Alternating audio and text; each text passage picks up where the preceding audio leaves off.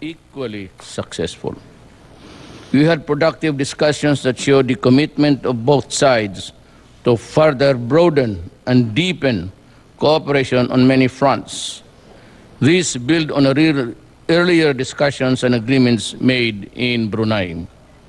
We recognize the importance of the ties that bind our nations and our peoples. With shared aspirations of achieving greater peace, progress, and prosperity for our peoples, we agreed to further step up collaborative efforts to achieve common goals.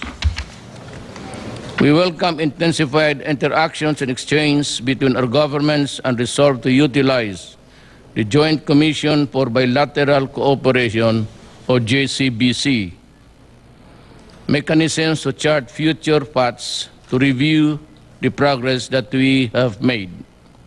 These include waging a committed and principled campaign against terrorism, violent extremism, and piracy at sea.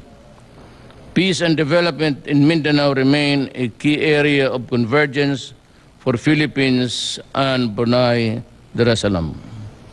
As I recognize Brunei's role in the peace process in the southern Philippines, I sought and received support for efforts to spur and sustain growth in Mindanao. We support for a greater BIIMP-IAGA, this regional, sub-regional grouping that can be a model for connectivity and for bringing inclusive development to areas that most need growth to transform lives and communities.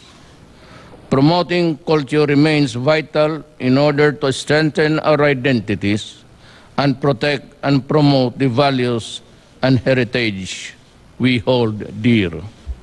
I am pleased today that we sign agreements on cultural cooperation and cooperation in halal industry and halal products and services. These positive steps in the right direction. They provide a framework for us to work even more closely. Of course, I express my thanks to His Majesty for the gracious hosting of Filipinos in Brunei. They are living symbols of friendship between our people and the special care and concern of His Majesty. I look forward to secure the blessings of all as ASEAN, and His Majesty's support for the chairmanship of ASEAN is most crucial. We will work together to ensure that the principled position for the peaceful resolution of disputes will be articulated fully. This is a collective interest that must be upheld in the implementation of the Declaration of the Code of Conduct and greater progress on the framework of Code of Conduct in South China Sea. As we seek peace, stability, and security in the vital waters of South China Sea, we must remember that we have duties as responsible members of the international community, which we must abide. Our talks today were open and insightful. Once again, His Majesty has demonstrated that he is a true friend of the Philippines. He deserves our utmost respect and admiration. Thank you and good afternoon.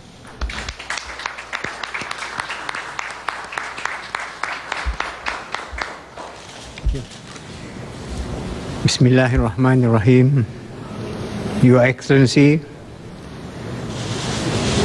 good afternoon, everybody.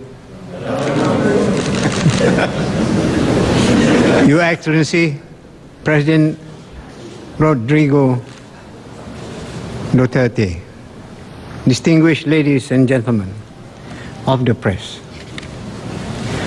Thank you, Mr. President, for your kind remarks and generous hospitality in accommodating my visit during your busy preparation for the ASEAN Summit. It is a pleasure to be back in the Philippines to further strengthen our close bilateral relations. Today, Our meeting gave us an opportunity to discuss a wide range of issues of mutual interest. We reaffirm our close and long-standing partnership in various areas of cooperation. Our defense links are closer than ever through our participation in the International Monitoring Team in southern Philippines.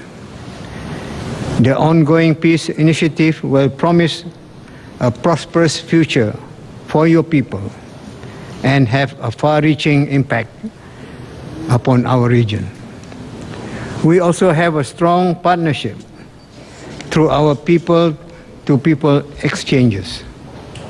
This is underscored by the goodwill shown by the 23,000 Filipinos who are working and residing in our country. We are grateful for their contributions and continue to welcome them as close friends. On this note, we are also deepening our friendship by showcasing our arts and culture with the signing of the agreement on cultural cooperation. This will instill greater understanding, particularly among our young generation, on the customs and heritage that brings us together. During these visits, we agreed to work closely in realizing the full potential of our economic cooperation. We agreed to explore opportunities in the emerging global market for halal products and services.